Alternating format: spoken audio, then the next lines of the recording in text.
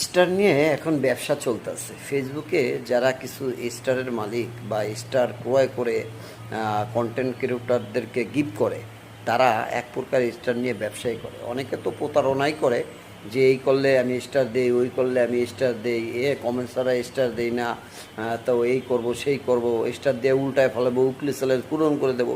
আসলে এই মিথ্যা প্রতারণা আপনাকে কতদূর আগিয়ে নেবে? হয়তো সামরিকভাবে আপনাকে আগিয়ে নেবে, সামরিকভাবে আপনাকে উপরে উঠিয়ে দেবে, ফলোয়ার বেড়ে যাবে, রিচ বেড়ে যাবে, এঙ্গেজমেন্ট বেড়ে যাবে, হয়তো কিছু টাকাও পাবেন। কিন্তু ভবিষ্যতে যখন জানতে পারবে আপনার প্রতারণার কৌশল, তখন দেখবেন আপনার ভিডিও দেখেও কেউ লাইক দেবে না, কমেন্ট দেবে না, আর ফলোতে দেওয়ার প্রশ্নই আসে না।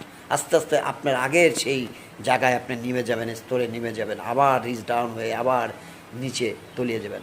সত্যের নাও শতবার জাগে, শতবার ডুবে। অসত্যর নাও একবার ডুবলে আর ওই নাও জাগে না। প্রিয় বন্ধুগণ, মিথ্যা আশ্রয় নেবেন না।